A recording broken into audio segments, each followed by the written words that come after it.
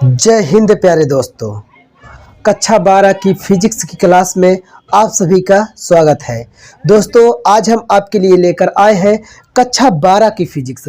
कक्षा 12 की फिजिक्स में हम आपको बताएंगे खगोलीय दूरदर्शी के बारे में। किसके बारे में बताएंगे दोस्तों? खगोलीय दूरदर्शी के बारे में। खगोलीय दूरदर्शी बहुत ही ज़्यादा इम्पोर्टेंट है क्योंकि एग्जाम में क्वेश्चन पूछ लेता है कि खगोलीय दूरदर्शी क्या है, खगोलीय दूरदर्शी की आवर्धन क्षमता क्या है, इसकी संरचना क्या है, इसका सचित्र वर्णन कीजिए। इसी तरीके से क्या करता है, वो प्रश्नों को पूछता है दोस्तों।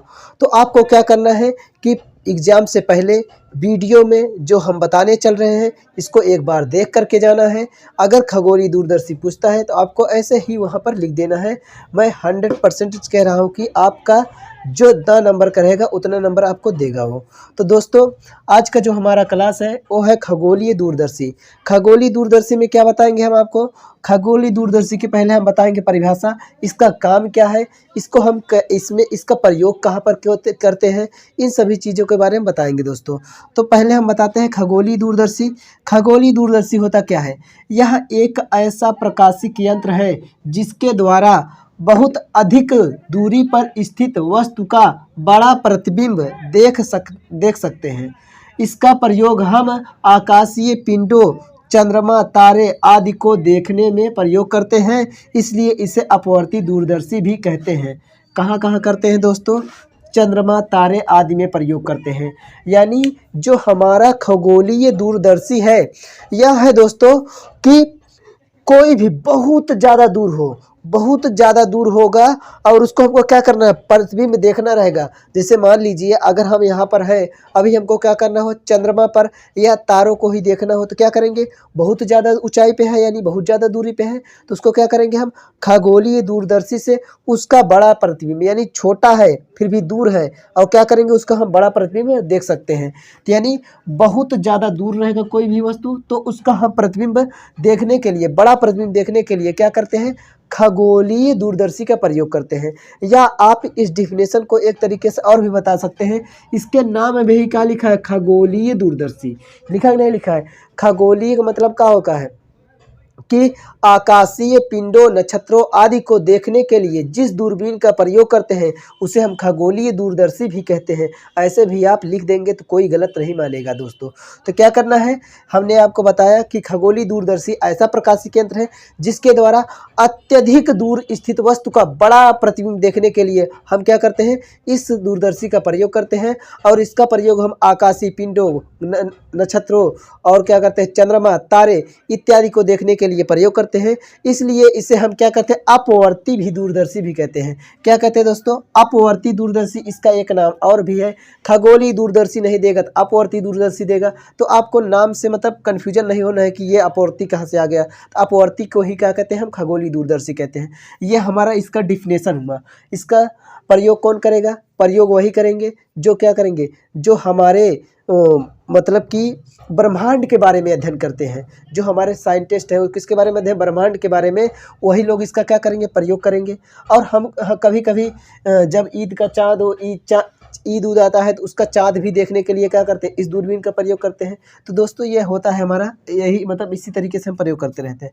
इसका ये डिफिनेशन हो गया, हमने लिख दिया है। फिर उसके बाद हमने डिफिनेशन बता भी दिया कि इसको आपको क्या करना है, जरूरी नहीं है कि ये जो हमने लिखा है इसी को आप लिखें, अपने शब्दों में ही आप लिख सकते हैं। बस आपको क्या होना चाहिए, मतलब एक ही होना चाहिए बस। दूसरा चीज़ क्या है दोस्तों, ये हमारा फिगर है, इसका ये चित्र बनाया हुआ, इसी चित्र के माध्यम से हम इसकी संरचना को भी डिसाइड करते हैं। तो चित्र हमारा क्या है आप समझिएगा, जो हमारा होता है इसे हम बोलते हैं धातु की नली होगी। क्या होगी? धातु की नली।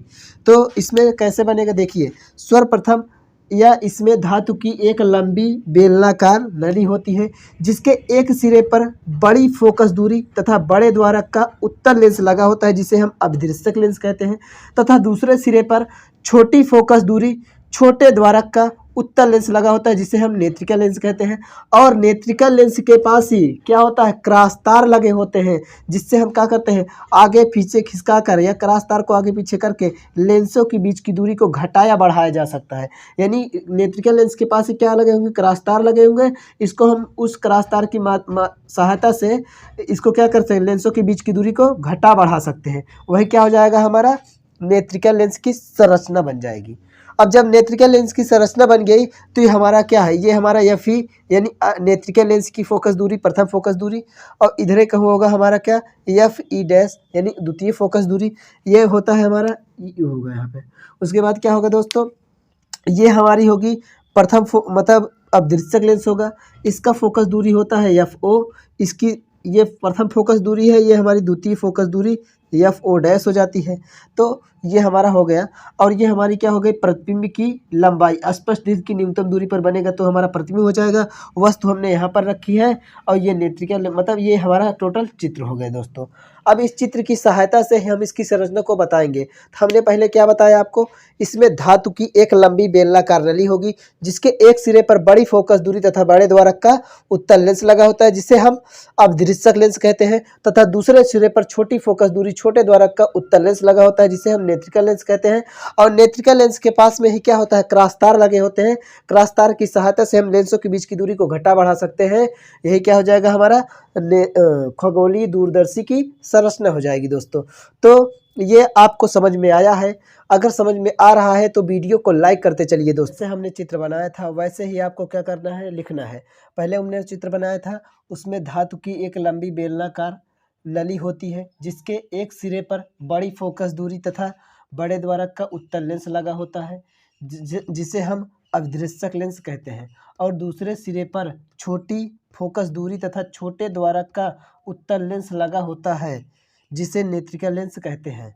नेत्रिका लेंस के फोकस पर क्रॉस तार लगे होते हैं जिससे या जिसे आगे पीछे खिसकाकर लेंसों के बीच की दूरी को बदला जा सकता है। यानी क्या बताया उसमें, हमने बताया था जो चित्र हमारा था उसमें चित्र ऐसे था। ये क्या होती है, हमारी बेलनाकार नली होती है जिसके पहले सिरे पर बड़ी फोकस दूरी बड़े द्वारक का उत्तल लेंस लगा होगा जिसे हम क्या कहेंगे, अवदृश्यक लेंस, तथा दूसरे सिरे पर छोटी फोकस दूरी छोटे द्वारक का उत्तल लेंस लगा हो जिसके बोलेंगे हम नेत्रिका लेंस। क्या बोलेंगे दोस्तों, नेत्रिका लेंस।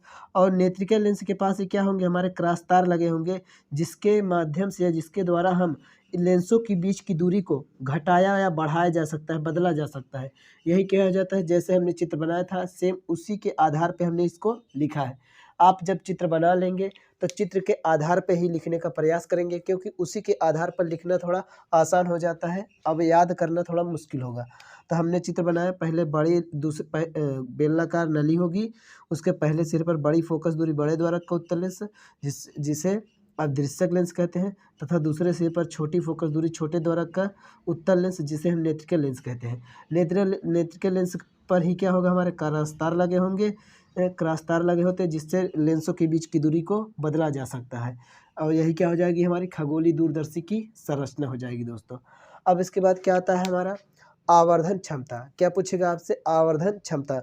तो आवर्धन क्षमता, इसकी आवर्धन क्षमता क्या होती है, खगोलीय दूरदर्शी की आवर्धन क्षमता या किसी का भी आवर्धन क्षमता आपसे पूछे तो अंतिम प्रतिबिंब द्वारा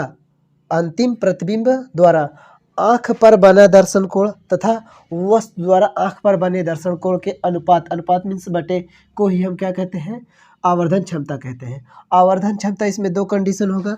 पहला, जब प्रतिबिंब स्पष्ट दृष्टि की न्यूनतम दूरी पर बनेगा तो आवर्धन क्षमता हमारी होगी यम बराबर -FO बटे FE कोष्टक में 1 + FE बटे का डी, जहाँ FO क्या होगा हमारा अवदृश्यक लेंस की फोकस दूरी तथा FE क्या होगी हमारी नेत्रिका लेंस की फोकस दूरी, और डी हमारी क्या होगी स्पष्ट दृष्टि की न्यूनतम दूरी होगा।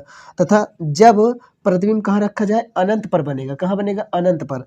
जब प्रतिबिंब अनंत पर बनेगा तब हमारी आवर्धन क्षमता क्या होगी, खगोलीय दूरदर्शी की आवर्धन क्षमता FO बटे FE -FO बटे FE, ये हमारी क्या हो जाएगी आवर्धन क्षमता। तो दोस्तों ये हमारा रहा खगोलीय दूरदर्शी। खगोलीय दूरदर्शी को आपको जैसे हमने बताया है वैसे ही याद करने का प्रयास करिए, क्योंकि अगर आप रट्टू तोता की तरह याद करेंगे तो याद नहीं हो पाएगा, और याद भी हो जाएगा तो भूल जाएंगे। पहले हमने बताया कि खगोलीय दूरदर्शी होता क्या है, परिभाषा हमने बताया कि ऐसा प्रकाशिकी यंत्र जिसके द्वारा बहुत दूर स्थित चीज़ों को हम क्या करें, बड़ा प्रतिबिंब देख ले, वही क्या होता है हमारा खगोलीय दूरदर्शी। खगोलीय दूरदर्शी का प्रयोग हम कहाँ करेंगे, जैसे आकाश में स्थित आकाशीय पिंडों, चंद्रमा, तारे आदि को हम क्या करते हैं देखने के लिए, उसके बड़े प्रतिबिंब को देखने के लिए प्रयोग करते हैं। या हमने ऐसे भी बताया कि खगोलीय दूरदर्शी क्या होगा कि ऐसी ऐसी दूरदर्शी जिसका प्रयोग हम आकाशीय पिंडों नक्षत्रों को देखने में प्रयोग करते हैं उसे हम खगोलीय दूरदर्शी कहते हैं। खगोल दूरदर्शी के उसके बाद क्या आएगा आपका संरचना आएगा। संरचना हमने कैसे बनाई थी, पहले एक बेलनाकार धातु की नली ली थी, उसमें एक सिरे पर बड़ी फोकस दूरी बड़े द्वारक का उत्तल लेंस लगा होता है जिसे हम अवदृश्यक लेंस कहते हैं, तथा दूसरे सिरे पर छोटी फोकस दूरी छोटे द्वारक का उत्तल लेंस लगा होता है जिसे हम नेत्रिकल लेंस कहते हैं। नेत्रिकल लेंस की फोकस पर क्या लगा होता है, क्रॉस तार लगे होते हैं जिसको हम क्या कहते हैं, आगे पीछे खिसका कर लेंसों के बीच की दूरी को घटा बढ़ा सकते हैं। ये हमारी क्या हो जाती है, संरचना। उसके बाद क्या आएगा, आपका चित्र बना देना है। चित्र बनाने के बाद क्या करना है आपको, उसमें पूछेगा आवर्धन क्षमता, अगर पूछता है तो लिखिएगा, अगर नहीं पूछता है तो लिख दीजिए। तो भी आवर्धन क्षमता क्या हो गई, आवर्धन क्षमता बराबर क्या होता है, अंतिम प्रतिबिंब द्वारा आंख पर बने दर्शन कोण तथा वस्तु द्वारा आंख पर बने दर्शन कोण के अनुपात को ही क्या कहते हैं, आवर्धन क्षमता कहते हैं। आवर्धन क्षमता हमारी क्या होगी, दो कंडीशन इसमें बनेगा, एक स्पष्ट दृष्टि की न्यूनतम बनेगा तो क्या हो जाएगा, एम बराबर एफ ओ बटे एफ ई कोष्टक में 1 प्लस एफ ई बटे का डी। तो यहाँ एफ ओ क्या होगी, अब दृश्यक लेंस की फोकस दूरी तथा एफ ई हमारी होगी नेत्रिका लेंस की फोकस दूरी और डी क्या होगी, स्पष्ट दृष्टि की न्यूनतम दूरी। जब प्रतिबिंब अनंत पर बनेगा तो क्या होगी आवर्धन क्षमता, एम बराबर माइनस एफ ओ बटे एफ ई। एफ ओ क्या होगा हमारा अवदृश्यक लेंस की फोकस दूरी, एफ ई हमारी क्या होगी नेत्रिका लेंस की फोकस दूरी। ये होते हैं हमारा सर क्या होता है, खगोलीय दूरदर्शी होता है। तो आपको समझ में आया होगा, अगर समझ में आया है तो वीडियो को लाइक, और यदि आप हमारे चैनल पर नए हैं तो चैनल को सब्सक्राइब कीजिए। मिलेंगे नेक्स्ट क्लास में, तब तक के लिए जय हिंद जय भारत।